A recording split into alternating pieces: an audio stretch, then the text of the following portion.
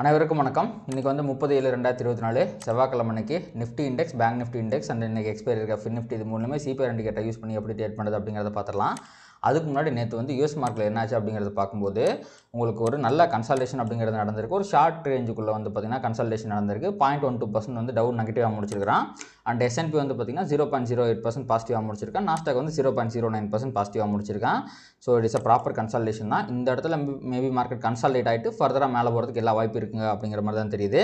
And யூஸோட 10-year பாண்டில் பொறுத்த வரைக்கும் அவனுமே வந்து 4.1 அப்படிங்கிற லெவலில் தான் இருக்கிறான். அதுவும் பிரச்சனை கிடையாது. அண்ட் விக்ஸுமே வந்து பார்த்திங்கன்னா நேற்று ஃபால் ஆகி ரைஸ் ஆகி ஒரு டோஜி மாதிரி போட்டு 1.2% தான் ஏறி இருக்கான். ஸோ அப்சல்யூட்லி ஃபைன், எல்லாமே வந்து சரியாக தான் இருக்குது. மார்க்கெட் கன்சால்டேட் தான் ஆகிட்டு இருக்கு அப்படிங்கிறது இருந்து தெளிவாக தெரியுது. ஸோ அதுக்கப்புறம் வந்து நம்ம ஸ்டாக்ஸை பற்றியும் பார்த்துடலாம். சில டெக் ஸ்டாக்ஸில் ஹெவி வெயிட் ஸ்டாக்லாம் பார்க்கும்போது எல்லாமே நல்லா தான் பர்ஃபார்ம் பண்ணியிருக்காங்க. டெஸ்ட்லாம் 6% ஏறிருக்கு. ஏன்னா ஹெவி செல்லிங் அப்படிங்கிறது இருந்துச்சு டெஸ்ட்லாம் பார்க்கும்போது. ஸோ அதனால் வந்து இங்கே பார்த்தீங்களா செம்மையான ஒரு செல்லிங் ப்ரெஷர் இருந்துச்சு. அதனால் வந்து பார்த்திங்கன்னா நல்லா 6% ஏறி தான். மற்ற ஓவரால் மார்க்கெட்டே வந்து பார்த்திங்கன்னா நல்லா தான் இருக்குது. ஸோ அடுத்து நம்ம வந்து பார்த்திங்கன்னா ஏடிஆருக்கு வந்து பார்த்துடலாம். ஸோ ஏடிஆரை பொறுத்த வரைக்கும் உங்களுக்கு வந்து இன்ஃபோசிஸ் வந்து 0.8% டவுனு, விப்ரோ வந்து ஃப்ளாட்டாக முடிச்சிருக்கான். அதே இங்கே பார்த்தீங்கன்னா 0.4% தான் டவுனு, அதே மாதிரி ஃப்ளாட்டாக முடிச்சிருக்கான். மோரார்லஸ் வந்து பார்த்திங்கன்னா இந்தியன் மார்க்கெட்டை தான் அப்படியே தான் ரிஃப்ளெக்ட் பண்ணுது. அண்ட் ஹெச்டிஎஃப்சி வந்து 0.84% டவுனு, அண்ட் ஐசிஐசிஐ எங்கே இருக்குது 0.07% ஃப்ளாட்டாக முடிச்சிருக்கான். ஸோ கிட்டத்தட்ட அதே தாங்க. உங்களுக்கு வந்து ஐசிஐசியும் இன்ஃபோசிஸும் வந்து பார்த்திங்கன்னா கொஞ்சம் ஒரு 0.4% மாதிரி அதிகமாக முடிச்சிருக்கிறான். உங்களுக்கு ஹெச்டிஎஃப்சி பேங்க்கும் விப்ரோவும் அப்படியே வந்து இன்லைன் வித் இந்தியன் மார்க்கெட் வந்து முடிஞ்சிருக்கு. ஸோ ஒரு சின்ன நெகட்டிவிட்டி அப்படின்னு சொல்லலாம் இன்ஃபோசிஸ் அண்ட் ஹெச்டிஎஃப்சி பேங்க். இது வந்து பெருசாக சிக்னிஃபிகன்ஸே கிடையாது. ஏன்னா 0.4% அப்படிங்கிறதுலாம் ரொம்ப சாதாரணமாக வரக்கூடிய ஒரு விஷயம் தான். அதனால் இதை விட்டுறலாம். அடுத்து வந்து நம்ம அப்படியே எஃப்ஐ டேட்டாக்கு போகும்போது உங்களுக்கு எஃப்ஐ வந்து அகைன் ஒரு 2,500 கோடி தான் செல் பண்ணாங்க. ஆனால் அந்த செல்லிங் ரொம்ப மோசமாக இருந்துச்சு. இவங்களை கூட விட்டுறலாம். ஆனால் அந்த டிஏ இருக்காங்க பார்த்தீங்களா, 5,600 கோடி பை பண்ணியிருக்காங்க. இவங்க மட்டும் நேற்று பை பண்ணலாம் அவ்வளோ பெரிய ஃபாலுங்கிறது வந்திருக்காது. மார்க்கெட் கன்சாலிடேட் ஆகி நல்லா பிரேக் அவுட் ஆகி மேலே போயிருந்திருக்கோம். ஸோ இவன் தான் பெரிய வேலையை பார்த்து விட்டு போயிட்டான் அப்படிங்கிற மாதிரி எஃப்ஐஏ வந்து இந்த பையிங் தான் வந்து பார்த்திங்கன்னா நேற்று மார்க்கெட்டில் பெரிய வேலையை பார்த்துருச்சு. பட் ஓவராலாக வந்து பார்த்திங்கன்னா நெட் இன்ஸ்டியூஷன் ஃபிகர் பாசிட்டிவாக தான் இருக்குது. இதுவுமே மார்க்கெட்டுக்கு ஒரு பாசிட்டிவான விஷயம் தான். அண்ட் இப்போ நம்ம வேர்ல்டு மார்க்கெட் ஃபியூச்சர்ஸை பார்க்கும்போது உங்களுக்கு வந்து இங்கே 3 பேருமே நெகட்டிவில் தான் இருக்கிறாங்க.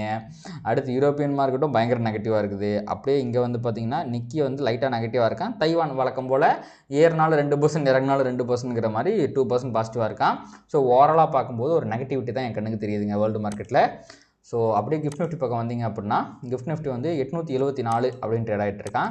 கிட்டத்தட்ட ஒரு 60-70 பாயிண்ட் வந்து கேப் டவுன் காமிக்கிறான் கிஃப்ட் நிஃப்டி. ஏன்னா நேற்று வந்து 3:30 முடியும் போது அரௌண்ட் 930ங்கிற ரேஞ்சில் இருந்துச்சு. இப்போ 874 ஒரு 60-70 பாயிண்ட் கேப் டவுன் நம்ம வச்சுக்கலாம். ஸோ இப்போதைக்கு கேப் டவுன் அப்படிங்கிறது வருது. ஸோ நிஃப்டியோட ப்ரைஸ் ஆக்ஷனை பார்த்துருவோம். இன்றைக்கி நிஃப்டியில் வித்தின் சிபிஆர் இருக்குது. ஸோ அதனால் என்ன தான் கேப் டவுன் வந்தாலும் கண்டிப்பாக அவன் மேலே போய் தான் ஆகணும். ஏன்னா பையர்ஸ் இன்னும் ப்ரைஸை விட்டு கொடுக்கவில்லை. ஸோ இதனால தான் நான் வந்து பார்த்தீங்கன்னா இந்த பொசிஷனே எடுக்கல. இன்றைக்கி மார்னிங் வந்து இந்த மாதிரி ஏதாவது சம்பவம் நடக்கும் அப்படின்ட்டு. ஸோ கண்டிப்பாக விர்ஜின் சிபிஆர் ரிவர்சல் என்பது ஒரு high probable trading opportunity. Tomorrow சிபிஆர்லாம் பார்க்காமே நம்ம சொல்லிடலாம். கேப் டவுன் வேறு இருக்குது. ஸோ கண்டிப்பாக இது ஒரு high probable trading opportunity. Reversal கன்ஃபார்மாக வந்ததுக்கப்புறம் இந்த சிபிஆர்லாம் தாண்டினதுக்கப்புறம் ட்ரேட் எடுங்க. முன்னாடியே ட்ரேட் எடுத்து வந்து லாஸ் பண்ணிடாதீங்க. ஏன்னா என்ட்ரி எப்போ கிடைக்கும், என்ட்ரி அதாவது இந்த இடத்துலேருந்து ரிவர்ஸ் ஆகும் அப்படின்னு தெரிஞ்சாலுமே நம்ம ப்ரைஸ் ஆக்ஷன் பேட்டர்ன் கேண்டில்ஸ்டிக் பேட்டர்லாம் தெரிஞ்சால் தான் வந்து என்ட்ரி எடுக்க முடியும். சப்போஸ் அதை பற்றி தெரியணும் அப்படின்னா என்னோட பிளேலிஸ்ட்டில் செக் பண்ணி பாருங்கள். எது இன்ட்ராடேக்கு எது ரொம்ப பவர்ஃபுல்லான கேண்டில்ஸ்டிக் பேட்டர்ன் அப்படிங்கிறதையும் நான் வந்து வீடியோவை போஸ்ட் பண்ணியிருக்கிறேன். அண்டு ஓகே, உங்களுக்கு வந்து நிஃப்டியில் விர்ஜின் சிபிஆர் இருக்குது. பேங்க் நிஃப்டிலையும் வந்து பார்த்திங்க அப்படின்னா விர்ஜின் சிபிஆர் அப்படிங்கிறது இருக்குது. இங்கே பாருங்கள், இவ்வளோ பெரிய ஃபால் வந்தாலும் இங்கே பாருங்கள் இவ்வளோ தூரம் தான் வந்தான், தொடவே இல்லை, வரட்டாமல் முன்ட்டு போயிட்டான். ஸோ இப்போ வந்து பார்த்திங்கன்னா நிஃப்டி பேங்க் நிஃப்டி ரெண்டுலேயுமே விர்ஜின் சிபிஆர் இருக்குது. ஆனால் ஃபின் நிஃப்டியில் விர்ஜின் சிபிஆர் இல்லை. அதை நான் பின்னாடி உங்களுக்கு காட்டும்போது காட்டுறேன். அண்டு நிஃப்டி வந்து பார்த்திங்கன்னா கரெக்டாக 25,000 நல்ல ஒரு செல்லிங் ப்ரைஸோட கீழே வந்திருக்கு. ஸோ இந்த வாரத்துக்கே வந்து பார்த்திங்கன்னா மேலே 25,000 அப்படிங்கிறது மிகப்பெரிய ரெசிஸ்டன்ஸாக இருக்கிறதுக்கு எல்லா வாய்ப்புமே இருக்குது நிஃப்டியை பொறுத்த வரைக்கும். இங்கே பாருங்களேன், அப்படி இல்லை அப்படின்னா இவ்வளோ பெரிய ரேலிக்கு இது ஒரு சின்ன ப்ராஃபிட் புக்கிங் தான். அப்படியே அவன் மேலே போனாலும் போயிடுவான், 25,000 உடச்சிடுவான் அப்படிங்கிற மாதிரி நம்ம சொல்லலாம். ஆனால் அது எல்லாத்துக்குமே ப்ரைஸ் 25,000 தாண்டி மேலே போகணும். இதுக்கப்புறம் 25,000 தாண்டாமல் நிஃப்டி கிட்ட வேலை இல்லை. ஏன்னா இதுக்கு மேலே வந்து அவனால் மேலே போக முடியாது. ஏன்னா அதுதான் ஆல் டைம் ஹை. இவ்வளோ பெரிய பிரச்சனை நடந்துக்கிட்டு இருக்குது. பட்ஜெட்டில் வந்து அவ்வளோ பெரிய நெகட்டிவிட்டியை கொடுத்து விட்டாங்க. இருந்தாலும் இவன் ஆல் டைம் ஹைக்கு அடுத்த 2-3 நாளில் ஓடுறான் அப்படின்னா இவனை என்ன சொல்கிறது அப்படிங்கிற மாதிரி எனக்கு தெரியல. ஸோ நல்ல ஒரு ரேலி அப்படிங்கிறது இருந்துச்சு. அந்த ரேலி ஃபிசில் அவுட் ஆயிடுச்சா இல்லை வந்து ஃபர்தராக வந்து மேலே போதா அப்படிங்கிறது இன்றைக்கி தெரிஞ்சிடும். இன்றைக்கி வந்து இன்கேஸ் மார்க்கெட் வந்து வீக்லி சிபிஆர் கீழெல்லாம் க்ளோஸ் ஆகிட்டான்னா இந்த வாரமே நெகட்டிவாக இருக்கிறதுக்கு எல்லா வாய்ப்பு இருக்குது. ஸோ பார்த்தீங்கன்னா தோம்னு அவன் வந்து அதாவது இவன் நிஃப்டி வந்து பார்த்திங்கன்னா இந்த வாரம் கன்சல்டேஷன் தான் காட்டுறான். ஸோ எடுத்துலேருந்தே கன்சல்டேஷன் தான் காட்டிகிட்ருக்கேன். ஏன்னா சிபிஆர் கீழே போல, சிபிஆருக்கு மேலே இருக்க வரைக்கும் மார்க்கெட் வந்து புல்லிஷ் தான். ஆனால் பேங்க் நிஃப்டி வந்து பார்த்திங்கன்னா சிபிஆர் கீழே வந்துட்டான். இந்த ஃபாலுக்கான ரீட்ரேஸ்மெண்ட்டாக இது இருந்து நேற்றத்தோட லோவெல்லாம் இன்றைக்கி உடச்சிட்டான்னா கன்ஃபார்மாக பெரிய ஃபாலுக்கு வாய்ப்பு இருக்குது. ஸோ அவனையும் பார்த்துக்குங்க. ஏன்னா இதோட லோ உடைக்கிறான் அப்படின்னா வீக்லி சிபிஆர் கீழே தான் இருக்கான்னு அர்த்தம். நேற்றத்தோட டே லோவும் உடைக்கிறான்னு அர்த்தம். ஸோ ஃபர்தராக பெரிய பேரிஷ்னஸ்க்கு வாய்ப்பு இருக்குது. இதெல்லாம் நான் பொசிஷனலாக சொல்கிறேன். இப்போ அப்படியே நம்ம இன்ட்ராடே பேசிஸ்க்கு போயிடுவோம். ஏன்னா இப்போ நான் வந்து பார்த்திங்கன்னா வாலட்டாலிட்டி ரொம்ப அதிகமாக இருக்கிறதுனால மோஸ்ட்டாக பொசிஷனல் ஸ்ட்ராட்டஜிஸ் தான் வந்து பண்ணிக்கிட்டு இருக்கேன். ஸோ அதனால தான் இந்த லெவல்ஸ்லாம் சொல்கிறேன். ஸோ கண்டிப்பாக நீங்களும் பொசிஷனல் யூஸ் பண்ணுறீங்க அப்படின்னா நான் சொல்கிற இந்த லெவல்ஸ் எல்லாமே, இந்த ப்ரைஸ் ஆக்ஷன் எல்லாமே உங்களுக்கு கண்டிப்பாக யூஸ்ஃபுல்லாக இருக்கும். இப்போ நம்ம வந்து நிஃப்டி அண்ட் பேங்க் நிஃப்டியில் டுமாரோ சிபிஆரை போட்டுடலாம். நேற்று வைடு சிபிஆர் வந்து கன்சால்டேட் ஆச்சு அப்படின்னு சொல்ல முடியும். என்ன தான் உங்களுக்கு வந்து மார்க்கெட்டில் பெரிய ஸ்விங்ஸ் இருந்தாலும் உங்களுக்கு வந்து அது கன்சால்டேஷன் கணக்கு தான். ஏன்னா 1% தான் மேலே ஏறி இருக்கான். ஓகேங்களா, கேப் அப் ஆனதுலேருந்தே ஒரே ஒரு பாயிண்ட் தான் வந்து பார்த்திங்கன்னா மேலே ஏறி இருக்கிறான். அண்ட் இதுதான் வந்து பார்த்திங்கன்னா tomorrow CPR it is an ascending CPR. First விஷயம் இது ஒரு அசெண்டிங் சிபிஆர் தான். ஸோ மார்க்கெட் இன்னும் புல்லிஷாக தான் இருக்குது. எப்போ இந்த அசெண்டிங் சிபிஆரோட S1 தாண்டி கீழே க்ளோஸ் வைக்கிறோன்னா அப்போ தான் மார்க்கெட் பீரிஷாக மாறும். அது வரைக்கும் நம்ம வந்து புல்லிஷ் வியூவை மெயின்டைன் பண்ணிக்கலாம். ஸோ இதை தாண்டி க்ளோஸ் வைக்கும்போது நீங்கள் வந்து ஒரு புல்லிஷ் பொசிஷன் எடுத்தால் அதிலிருந்து கூட எக்ஸிட் ஆகிக்கலாம். ஸோ இன்றைக்கி virgin CPR and S1 reversal is a high probable trading opportunity. Market இன்றைக்கி கேப் டவுனில் கரெக்டாக இங்கே தான் ஓப்பன் ஆக போகிறான். கண்டிப்பாக ரிவர்சல் ஆகி சிபிஆர் வரைக்கும் போவான். அதுக்கு மேலே போவானா அப்படின்னு கேட்டிங்கன்னா சொல்ல முடியாது. ஏன்னா இந்த சிபிஆர் கிட்ட தான் நேற்று கன்சல்டேஷன் ஆகி ப்ரைஸால் மேலே போக முடியாமல் இருந்துச்சு. இன்கேஸ் S1 இதெல்லாம் ரெஸ்பெக்ட் பண்ணி சிபிஆரை தாண்டிட்டான்னா கண்டிப்பாக 25,000 குறைச்சிருவான்னு சொல்ல முடியும். ஸோ அதற்கான வாய்ப்புகள் மிகவும் கடினம். அதனால் விர்ஜின் சிபிஆர்லேருந்து சிபிஆர் வர்றது ஒரு ஹை ப்ராபபிள் ட்ரேடிங் ஆப்பர்ச்சுனிட்டி. அங்கேருந்து ப்ரைஸ் ரிவர்சல் ஆகிறதுக்கு எல்லா சான்சஸ் இருக்குது. ஆனால் இந்த S1 ரெஸ்பெக்ட் பண்ணி சிபிஆரை தாண்டிச்சுன்னா கண்டிப்பாக 25,000 தாண்டிடுவான். அப்போ S1 ரெஸ்பெக்ட் பண்ணி சிபிஆரை தாண்டதும் ஒரு ஹை ப்ராபபிள் ட்ரேடிங் ஆப்பர்ச்சுனிட்டி தான். இது ரெண்டு தான் எனக்கு தெரிஞ்சு இன்றைக்கி வந்து நிஃப்டியில் இருக்க high probable trading opportunities. And அதே மாதிரி S1 ரெஸ்பெக்ட் பண்ணி சிபிஆர்லேருந்து ரிவர்ஸ் ஆகி திருப்பியும் போய் S1 உடைக்கிறான்னு வைங்களேன், பெரிய ஃபாலை நம்ம எதிர்பார்க்கலாம். ஸோ இது 3 ஆப்பர்ச்சுனிட்டி வச்சுக்கோங்க. ஸோ இதெல்லாமே இப்படி நடந்தால் இப்படி இருக்கும் அப்படிங்கிறத நான் சொல்கிறேன். நடக்கும்போது கண்டிப்பாக அதை நீங்கள் வந்து அந்த ஆப்பர்ச்சுனிட்டி யூஸ் பண்ணிக்கலாம்.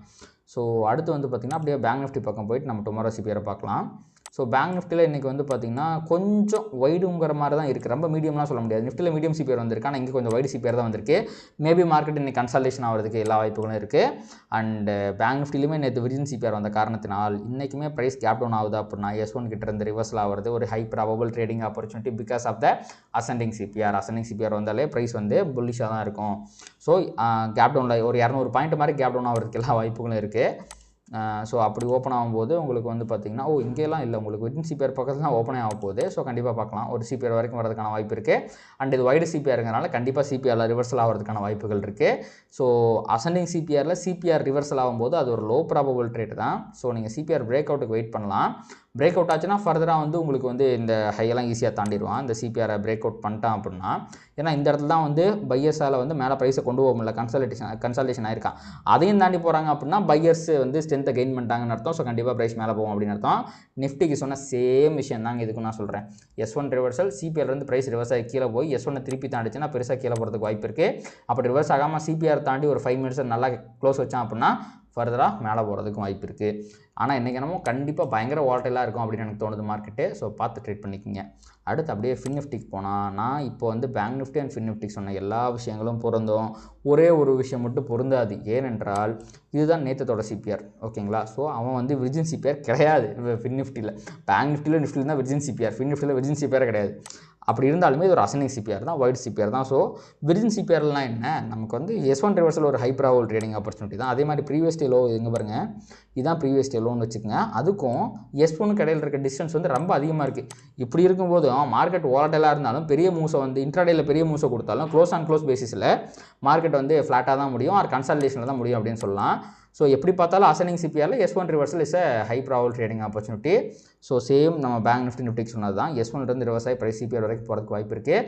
சிபிஆரில் கன்சல்டேஷன் இருக்கிறதுனால ப்ளஸ் சிபிஆரும் இருக்கிறதுனால அங்கேருந்து ரிவர்ஸ் ஆகி கீழே வரதுக்கும் வாய்ப்பு இருக்குது. சப்போஸ் அங்கேருந்து ரிவர்ஸ் ஆகி வந்து S1 தான்னா பெரிய ஃபால் வரும், சிபிஆர் தான்னா பெருசாக மேலே போவான். இங்கேருந்து S1 சிபிஆர் தான்னா. ஸோ இதுதான் வந்து பார்த்திங்கன்னா 3 இண்டிசஸுமே high probable trading opportunity. So மார்க்கெட்லாம் இப்போ இன்ட்ராடேயில் பெரிய மூவ்ஸை கொடுக்குது. ஆப்போசிட் சைட்லேருந்து ஒரு ஹோப்பில் வெயிட் பண்ணி மார்க்கெட் ரிவர்ஸ் ஆயிரும் அப்படிலாம் வெயிட் பண்ணாதீங்க. கண்டிப்பாக உங்கள் ஸ்டாப் லாஸ்லாம் ஹிட் ஆயிருச்சு, ஒரு பர்டிகுலர் ஒரு 1% 2%லாம் லாஸ் வந்துச்சு அப்படின்னா அந்த ட்ரேட்லேருந்து எக்ஸிட் ஆயிருங்க. நான் always we have another day அப்படிங்கிற மாதிரி ஒரு மைண்ட் செட்டை கிரியேட் பண்ணிக்கங்க. அதுதான் இந்த மார்க்கெட்டில் சர்வைவ் ஆகிறதுக்கும் அதை மீறி ப்ராஃபிட் பண்ணுறதுக்கும் ரொம்ப ஹெல்ப்ஃபுல்லாக இருக்கும். ஸோ இதோட நம்ம இந்த வீடியோ முடிச்சுக்கலாம். கண்டிப்பாக இந்த வீடியோ உங்களுக்கு வந்து ஹெல்ப்ஃபுல்லாக இருக்கும் அப்படின்னு நான் நம்புறேன். இந்த வீடியோ உங்களுக்கு பிடிச்சிருந்துச்சு அப்படின்னா லைக் பண்ணுங்கள், கமெண்ட் பண்ணுங்கள், ட்ரேட் பண்ணுற மற்ற நண்பர்களுக்கு ஷேர் பண்ணுங்கள். அது யூடியூப் அல்காரிதம் ட்ரிகர் பண்ணி நம்ம நிறைய பார்வையாளர் நம்ம சேனலுக்கு கொண்டு வந்து சேர்க்கும். நன்றி.